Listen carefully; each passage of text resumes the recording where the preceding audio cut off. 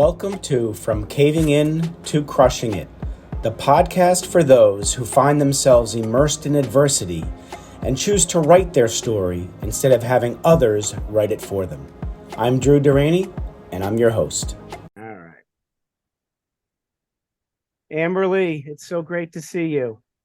Oh, I am so happy to see you. It's so good to always good to get to talk with you. So thank you for having me on. Oh, and you're welcome. And I mean, heck, you're just fresh back from Miami for a big show that you were on stage for. So how'd that go? It was incredible. I have to say though, so I was one of the few female speakers. There's one other female speaker, Right. and it was all about cash flow and finances. Okay. And I was just thinking, I never in a million years would have ever dreamed, well, 12 years ago when I was in $2.9 million worth of medical expenses and out of work, that I would actually be standing on stage speaking to entrepreneurs about how to have financial freedom. So it was amazing. That's unbelievable. And that's a perfect segue because I just read one of your posts that you put up about 12 years ago, how people were telling you you can't do something after something happened to you. I want to hear that story again. You've told me it once before, but it never gets old, how you got through that. Can you share with us what it must have been like even before the accident, what your mindset was before the accident, and then when it happened, and then where you are now? I'd love to hear about that nonlinear journey. Yeah, thank you so much. Well, I think everything starts with mindset. And I think that being an athlete my whole life and having great mentors and coaches really helped me develop a mindset to have a lot of grit. And so my life was really good. I lived in California and I had a booming business. I was in the fitness industry and I employed several other trainers and I loved what I did. And that all changed in the blink of an eye when I was coming home from work and I was on my Harley cruising down Ventura Boulevard, and this SUV shot out of a parking lot and T-boned me, and I was thrown 30 feet. And by the time I finished sliding across the asphalt, I looked down at my leg and it was just crumbled into pieces. And I didn't know at the time, and thank goodness I didn't know because I probably would have been even more freaked out, but my femoral artery was actually severed. And thankfully, there was a guy who ran over right away and made a tourniquet around my leg. And paramedics happened to be right down the street at the Coffee Bean, and they started running towards me before they even got the call. So I feel like everything lined up perfectly to really save my life. And I was rushed to the hospital and put in induced coma. And when I woke up out of a coma, is when I learned I had a 1% chance of saving my leg from amputation. And in that moment, talk about mindset. Like I have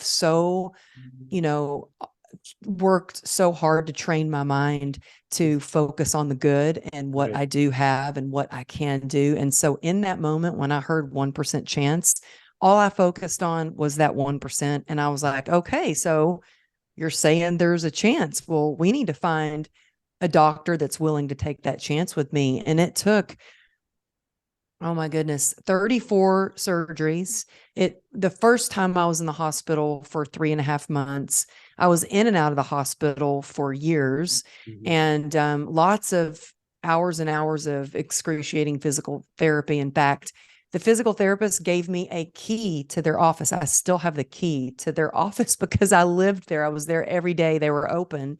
And then I was there on my own doing physical therapy the days they weren't open. And they saved my leg. But then I was diagnosed with a disorder or disease. Some people say it's called complex regional pain syndrome. And it's actually dubbed the suicide disease because there's no known cure. And it's ranked highest on the pain scale. And it feels a bit like, so I have it in my leg, and it feels a bit like there is a bear trap on my foot. And so when I was diagnosed, I was so excited to be upright on crutches because they said, oh, it's going to take you 2 years to walk again. And I was like, oh, really? Like, I work hard. I'm going to just get up every day and do my best. And I was so happy to be upright on crutches. And when I went into that doctor's office and he examined me, he's like, you have got something very serious and you need to get back in your wheelchair. Your life is never going to be the same. You're going to be permanently disabled. You'll never walk again.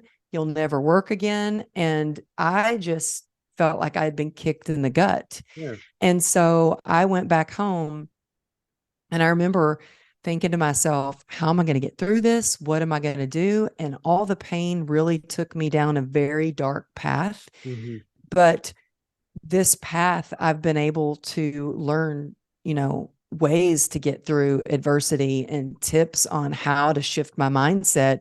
And that's what I'm so excited to share with your listeners, because I know that, a lot of people have hopefully never been hit by a car. And I hope that your listeners never find themselves in a coma, but I feel like we've all been hit by something, Absolutely. especially in the last couple years. And so whether it's your finances, your health, your business, and I'm just here to say that there are ways to get through those challenging times. And things definitely don't always go as planned, but I do feel like we all have a destiny, and it's up to us to really own our story and tap into our resilience so we can thrive. Absolutely. I'm thinking about what you mentioned about the mindset when they gave you the 1% chance of saving your leg. Many people would be, well, hey, I'm alive. I mean, think about the odds of other things that could have happened to you in addition to the leg. I mean, so you still had the intestinal fortitude to say, yes, I'm alive. That's great. I'm still going to be walking. I'm taking that 1%. And I admire you for that, because many people potentially would have said, hey, at least I'm alive, and believe the doctor or believe the people who said you don't have a chance. Yeah. Or, well, you're never going to walk again. And I was imagine believing that, And you know what? Look, there's nothing wrong with being in a wheelchair. My little brother has been in a wheelchair his entire life. Right. That's not the vision that I had for myself. And I think that it's so important for us to really create the vision, or, what we want our life to look like. Yeah. And then to every day get up and do whatever we have to do or we can do to make that vision a reality. Right. Well, I mean, you are proof that everybody can write his or her own story rather than letting others write it for them. And so tell me, you're now writing your story about walking. Tell me about that progression. You're out of the wheelchair, you're in the crutches. This disease that you had, was it because of the accident, or did you already have it brewing before the accident, or it's because of the accident? No, it's caused by trauma. So, some people have, broken their arm and then they develop CRPS in their arm. Some people have CRPS, full body CRPS. So they're in pain. Their entire body is they're in pain. Right. For me, mine is in my right leg. Although if it starts to get really flared up and really bad, like, you were saying, I just flew back from Miami, and lately I've been traveling once a week for speaking events. And by the time I got on that plane and headed home, it was, late at night. I got home at 2:30 in the morning. The CRPS was so flared up that I was feeling it in both of my legs. And that pain can be all consuming. I mean, it can start to affect the way you think or not think, like you can't even think straight. But that pain, I love your show, and I can see why so many people listen to your show, because there are a lot of people that are going through struggles like me, and I felt so alone. So I like that you have an island, and because I felt like I was kind of alone on this island when I was in all this pain. And, the physical pain led to emotional pain, which then led me to addiction, which left me feeling more shame, feeling more isolated. And so you talk about these defying and defining moments. That was probably the scariest thing I've ever been through was not the motorcycle accident, was the fact that I had always been in the fitness industry and a professional dancer and not a partier. And then all of a sudden, after trying all these treatments that didn't work, I mean, invasive treatments. At one point, I was on 73 homeopathic pills and then 11 prescription medication, and nothing was working. And I discovered alcohol to numb out my pain. And I think that so many of us, when we're in pain, any kind of pain, whether it's emotional or physical or financial, that we try to numb out or escape from it or run from it. And what I've learned is pain demands to be heard. You know, I used to kid around and like take a lot of pride in that I had a PhD and suck it up. And like, I was so tough, and I was just going to push down the pain and then numb it out. And the thing is, if we don't feel these feelings, I mean, we heal what we reveal. And if we don't deal and heal the pain, deal with and then heal the pain, then it will come out in everything that we do, the way we love, the way that we lead our relationships. Absolutely. And so it took me down a dark path. And since 2016, I ended up getting sober, and it's given me my life back. But I just want anybody who's listening, who's struggling, and you might feel like, oh, well, nobody's going to understand what I'm going through. That's how I felt. I was like, nobody understands the shame that I feel, or the pain that I'm dealing with, or the fact that I've lost my career and my confidence and that I'm deformed. Nobody's going to understand that. Nobody's going to understand how I'm drinking every day. Like, oh, I had so much shame about that. And what I realized is we're all going through something. I mean, you were suffering in silence. Oh, suffering in silence. And it was just getting worse and worse and worse. And I thought, I cannot believe that I survived this near-death accident only to slowly be killing myself with alcohol.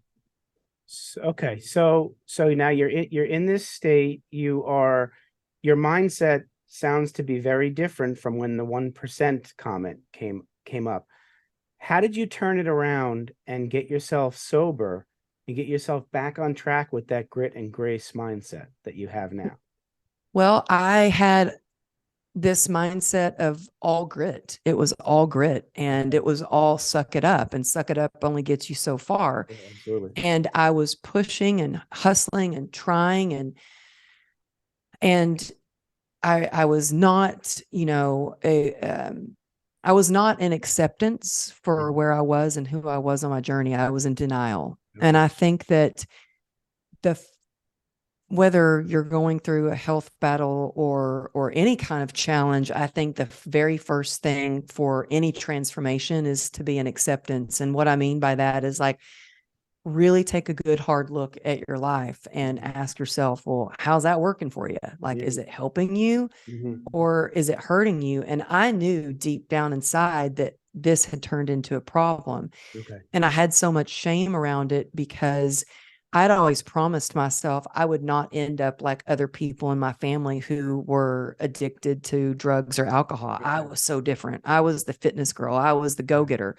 But I could not stuff down the pain anymore. And I think that I had a lot of misconceptions where I felt like, my stubbornness, I thought was my strength. And I convinced myself that was grit. But in all reality, suck it up only meant that I had exhausted all other avenues. And I felt like I had to solely rely on myself. And what I realized is we're not meant to do hard things alone. We are built for connection. And how I got through that moment was I got on my knees and I prayed. And I think that God gave me that little, I think we all have a light within us, like a light inside of us. And mine was barely a flicker. But that prayer gave me just enough courage to reach out to somebody and say, hey, I think I got a problem and I really need help. And I will say that person was like, yep, I'm going to help you. I'm going to take you to a recovery meeting. And I didn't hear back from her, and a week went by, and I thought, I'm going to die. I need help like now, or else I'm going to die.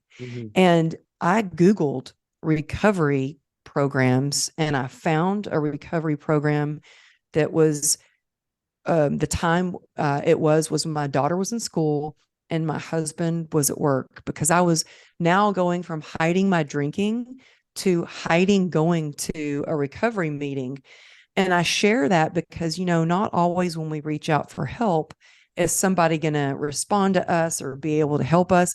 And don't let that stop you from reaching out. Reach out to someone else and really have the willingness to do whatever it takes to help yourself. Right. And so I, had told my husband that I thought I had a problem, and he was like, "Oh, you don't have a problem. Anybody, dealing with as much as you're dealing with would be doing the same thing." And the thing was, I knew deep down that I had a problem. And so I think it's so important. People will tell you, "Oh, it's not a problem," or, "Oh, no, that's not the way it is." You have to listen to your gut deep down. Your soul knows whether something is right or wrong, whether it's working for you or it's not, whether it's hurting you or helping you. And so I went to that first meeting and I got sober. And so I think, one day at a time, and I just kept going to a meeting. And in fact, right before I jumped on here, I was at a recovery meeting on Zoom.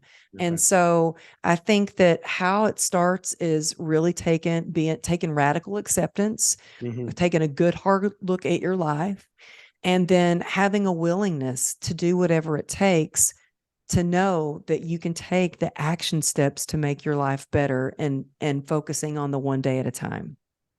All right. There's so much here. I don't want to gloss over the fact that you mentioned that you went on your knees and prayed. Too often in this country, we are told not to talk about religion and all this kind of stuff. And this is not going to be a whole religious type of talk. My point is when you bring yourself back to being on your knees, I believe we all need to have faith in a higher power, whether it's God, the universe, or something, because we can't go it alone. If you could bring yourself back to being on your knees and praying, can you recall, and are you willing to tell us what you prayed for? How did you pray? I'm really curious, because I find myself sometimes on my knees and not sure what to say to God. Well, you know what? Thank you. And I know that, and I remember when I first did my TED talk, the advice and that I got was, don't talk too much about your accident and don't talk about God. And I was like, well, that was a defining moment for me. And God is the most important thing, because if I don't have my faith, I can't get through the daily challenges. And so I still get on my knees and pray, whether it's to thank God or ask God to speak through me, or if I need help. And, I remember being at this one conference. I was speaking at this conference, and this speaker, who was a son of a pastor, and this guy, he was just he prayed so beautifully and eloquently. And he was about to go on stage, and he ran over and grabbed me and he said, "Amberly, can you please pray with me?" And I kid you not, Drew, I started sweating because I was so nervous to pray out loud, because I don't pray all fancy or anything. I pray to God just like I'm talking to a friend. And so when I get on my knees and pray, when I prayed at that moment, I said, "God, I need help. Can you please help me?" That was it. I need help. I can't continue living like this anymore. Yeah, I admire you for that. And I want to tell my audience that, whether it's God, the universe, another person, the point is that you're never alone. We may feel it. It may feel like the darkest part of your life. You're never alone. And to be able to feel comfortable in your own skin to ask for help is a strength. It's not a weakness. And too many powers that be in this country are telling us that showing your emotion is a weakness, especially for men. And you know what? It goes the same for women. Women have every right to be assertive and not be shamed by somebody outside when women are assertive. So with this whole gender thing, women have a right to be assertive and emotional, and men have a right to be assertive and emotional. And we need Thank you for saying that. I mean, it's ridiculous. We need each other. Men need women, women need men, and we can learn from each other. Yeah, we may think Yeah. differently. Let's learn about the thinking language of each of us. We got to break down those walls, get rid of the labels, and start working together. That's how we're going to heal this nation, one person at a time, Amberly. And I'm ready right now. And I just admire the hell out of you Oh, for. I admire you, and I admire that you are setting such an incredible example for other men Mhm, and all that you share on your show. Thank you so much. I mean, I just spoke to one of the toughest crowds. I think the toughest crowd. mhm. I mean, I would think that maybe teenagers were kind of tough, but no, this crowd was. I spoke to hundreds of firefighters in the state of California for their biannual conference. I was their keynote speaker, and they wanted me to talk about behavioral health and resilience and vulnerability. And Mhm. let me tell you, a bunch of burly, strong, big, tough firemen, they all sat in the audience with their arms crossed. And I was like, oh my goodness, this is hard. In Yeah. the event, I thought, they hate me. This is terrible. I can't believe I'm speaking. It Mhm. was tough. And then afterwards, the event planner came over and said, hey, I just want you to know that was exactly what we needed and what we wanted to hear. And we really appreciate you sharing that. That was great. She said, these guys are not going to raise their hand and ask you questions or uncross their arms. But she said, let me tell you, they're going to come over to you one by one and talk to you. And guess what, Drew? They did. Yeah, and they're going to, because firefighters, police officers, veterans are all trained to compartmentalize and be tough. And you know what? That doesn't mix with who we are naturally. So I'm not surprised, Amberly. Whether they want to admit it out loud, that's fine if they don't want to. Go home, feel it. You have people you can talk to who aren't going to say you need to live the stereotype. So good for you. I mean, what a feeling that must have been for you. You're assuming that because of the body language of arms crossed that they didn't like you, right? That was a facade.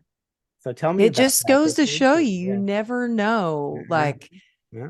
how your message will be perceived, or uh, I get, you just never know, and you never know who's really listening or hearing, and or but yeah, it was a tough Nice. crowd, but it was ended up being seriously one of the best memories of my life, to That's be able wonderful. to do that, because firefighters are such heroes to me, and they've had Mhm. such a big part. I mean, I opened my talk with, I mean, I wouldn't have been standing there alive if it weren't for the firefighters who Mhm. right away, the first responders who came over and they Absolutely. saved me. Hmm. Hmm. Yeah, but I understand, because, my husband's retired now, but he was a lieutenant commander with a highway patrol, Okay. and same, they're not taught No, they're not. to be vulnerable or share. And so my husband was telling me about that. And he said, yeah, he goes, yeah. And really, if you got a guy who's like saying that he's having a hard time, and, or they're suicidal, who's going to want to work with them? And I'm like, we need to change this. We need to have Mhm. outlets for first responders and for strong men Mhm. and strong women to be able to share their vulnerabilities, because I felt the same way. I was like, I do not, years went by, Drew, years. Mhm. My defense, my stepdad sexually abused me. And when I would cry, he would laugh at me, point at me and laugh and say, I knew it. I knew I could get you. So for years, Oh my I God. didn't cry. And my defense was, I am not going to show vulnerability or any emotion, and I will never cry again. And it Mhm. hit me Mhm. one day. My daughter and I were running through the airport, and I had my hands full, and I missed my flight. I got to the gate Mhm. and I saw Yeah. the plane backing Yeah. up, and I just Yeah. dropped all my bags and started crying. Mhm. And she was little, and she looked up at me and she said, Mama, I didn't know you knew how to cry.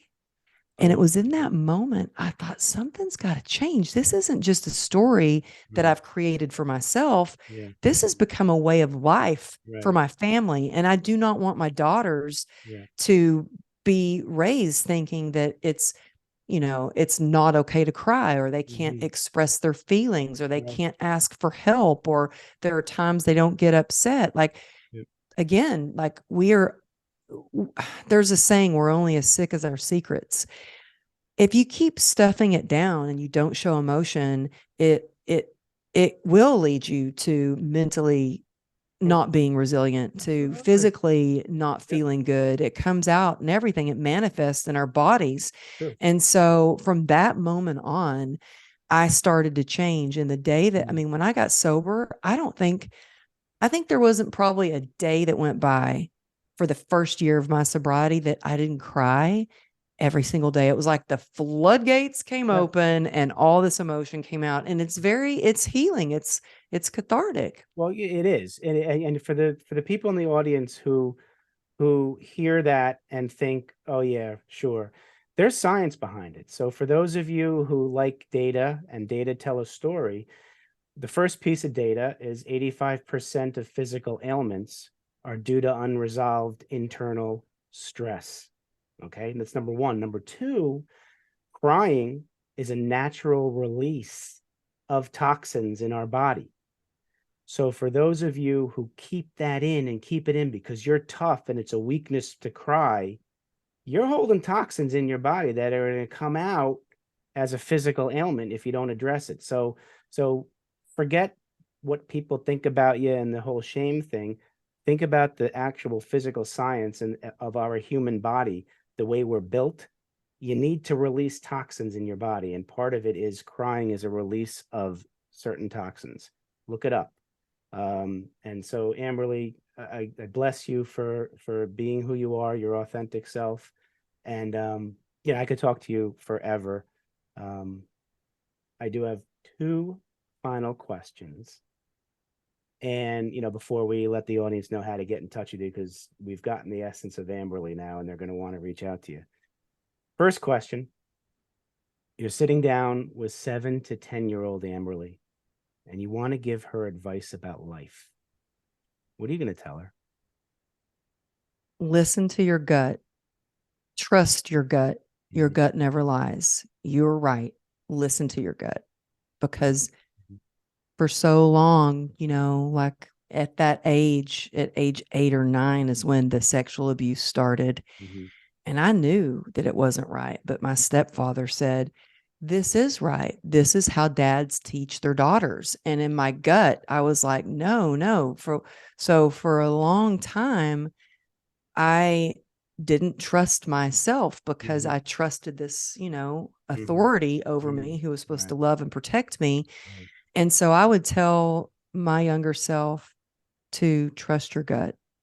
Beautiful.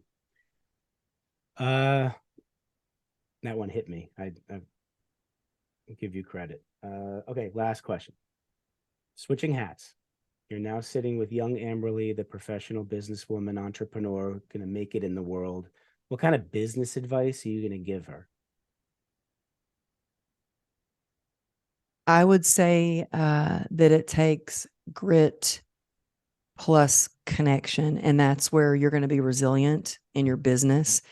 Because what I learned, I used to try to just be all about the grit and the hustle. And, I was mottos in Texas, like get her done and cowgirl up. And what I've learned, grit without connection, without community, just feels like resistance. It feels like hitting roadblocks or rock bottom. It feels like trying to crawl, claw your way to the top. It feels like moving through quicksand. But grit with connection, well, that's where you truly find resilience. That's where you can have something sustainable. And I would like to say one more thing is, find joy for the journey. Have more fun. Do what makes you happy. And don't take life so seriously. And remember why you started. I mean, I could go on and on, but that's okay. I love talking with you. Sure, I'll want to have you on again. All right. So right now the audience, I believe we've captured the essence of Amberly Lago, and they're going to want to get more of you. How can the audience reach you? You can find me at amberlylago.com. I hang out and lots of behind the scenes shenanigans on Instagram, mostly is where I hang out. It's Amberly Lago Motivation.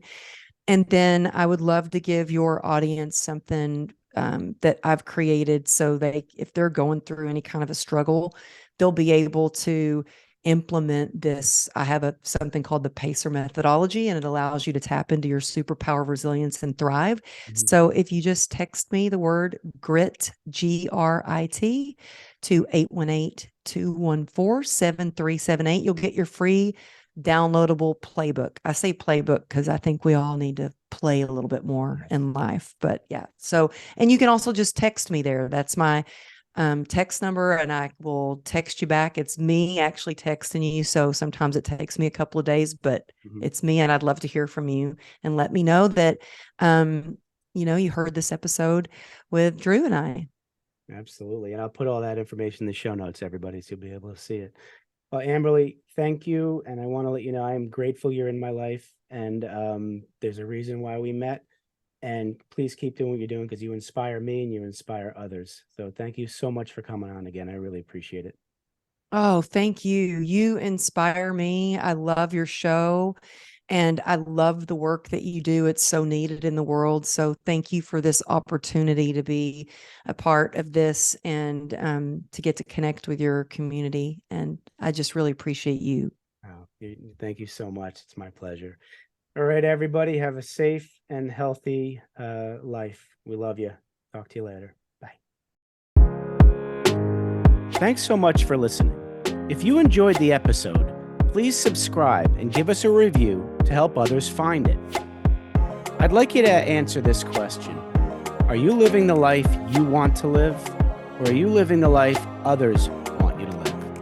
I'd like you to think about that for a second, because I strongly suggest you live the life you want to live.